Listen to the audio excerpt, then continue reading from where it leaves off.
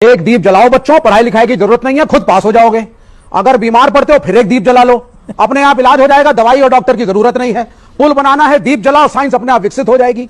तो ये 21 लाख दीपक जो जलाए जा रहे हैं, अरे अपने ही राम के नाम पे गरीबों को दे देते तेल तो शायद देश का ज्यादा भला होता। ये गिमिक्स करने से कोई राम नहीं होने वाला है। तो पॉलिटिकल पार्टी या गवर्नमेंट ऑफ इंडिया क्या मंदिर बनाना है? इंफ्रास्ट्रक्चर कौन बनाएगा? रोड कौन बनाएगा? अस्पताल कौन बनाएगा? स्कूल कौन बनाएगा? It is not the work of the government to make temples and mosques.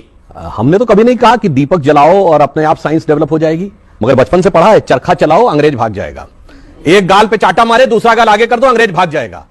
भाग गया था क्या? ऐसे ही भागा था, ऐसे ही भागा था।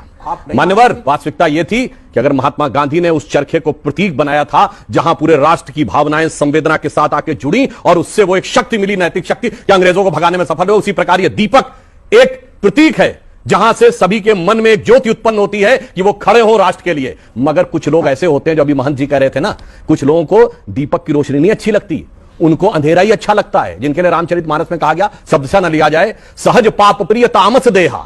जिनके मन में पाप होता है उनकी सहज प्रवृत्ति तामसी वैसे ही होती है। यथा उल्लू कही तम पर नेहा, उल्लू मतलब उल्लू की जैसे आसक्ति अंधेरे की तरफ होती है, कभी दीपक की तरफ नहीं होती है, वैसे कुछ लोग हैं सिर्फ अंधेरा देखते हैं। अब मैं जवाब देता हूं। इन्होंने बड़ा वाजिब सवाल किया कि राम मंदिर बनने से क्या हुआ था। जनाब, राम मंदिर ऐसे नहीं बना है। जब राम मंदिर बना है उससे पहले 4 करोड़ गरीब लोगों को प्रधानमंत्री आवास योजना के तहत आवास मिला है। उसमें 3 करोड़ महिलाएं हैं। मैं दावे के साथ कहता हूं जिनका रजिस्ट्री में नाम लिखा हुआ 2014 से पहले गरीब वर्ग की 3 करोड़ महिलाएं ऐसी नहीं थी जिनका नाम उसमें लिखा हुआ। और आपने कहा इंफ्रास्ट्रक्चर, 37 किलोमीटर पर डे की रोड बन रही है। इंफ्रास्ट्रक्चर इन्वेस्टमेंट में हम इस समय नंबर 1 के देश हैं, अमेरिका के से ज्यादा इन पर। अब आइए, 5वीं बड़ी अर्थव्यवस्थाएं सुन लीजिए, 4थे बड़े स्टॉक एक्सचेंज बने, 3रे बड़े ऑटोमोबाइल मैन्युफैक्चरर बने, अरे चांद के छूते कोने को छूने वाले देश बने हैं। उसके बाद जाके यह राम मंदिर बोलते जाएंगे आप लोग। और आप बोल रहे थे, मैंने बोल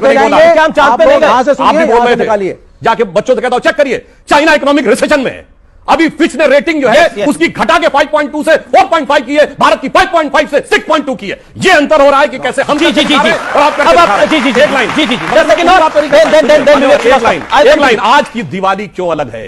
ये दिवाली आखिरी दिवाली, क्योंकि 2014 क्योंकि आखिरी दिवाली क्यों है? क्योंकि भगवान राम के, श्री राम लला विराजमान के भव्य मंदिर में स्थापित होने से पहले की अंतिम दीपावली है। क्यों अंतिम दीपावली? मैं क्यों कह रहा हूं यह दीपावली इसलिए महत्वपूर्ण है? आपने कहा पहली दिवाली नहीं थी। हां, किसी जमाने में ताला लगा था। जब हम लोग बचपन में नारा लगाते थे, लोकतंत्र की देखो शान, बंदी बने हुए भगवान। फिर उसके बाद ताला खुला तो हम लोग कहते थे तेरे भी जो मंदिरों पे प्रतिबंध लगा हो तो हिंदू कहलाना हमें छोड़ देना चाहिए। यह स्थिति थी। उसके बाद टाट के छप्पर में रहे भगवान राम, और वो भी अगर फट जाता था तो कोर्ट जाना पड़ता था। और उसके बाद श्री राम लला विराजमान इस केस में खुद पैरोकार थे। शायद आप लोगों को नहीं पता होगा, one of the respondent for Shri Ram Lalla Virajman. मैं दुनिया में चुनौती तो कहता हूं, हमारे भगवान एकमात्र है जिन्होंने कोर्ट में खड़े होकर अपना मुकदमा खुद लड़ा है, और पूरी मर्यादा के साथ, सारी कानूनी वैधताओं के साथ अब जाके मंदिर वो बना है। इसलिए मैं कहूंगा, एक वो भी दिवाली थी जब उजड़ा हुआ गुलशन था, रोता हुआ माली था, आज महका हुआ गुलशन है, बजती हुई ताली है। एक वो भी दिवाली थी, एक ये भी दिवाली है।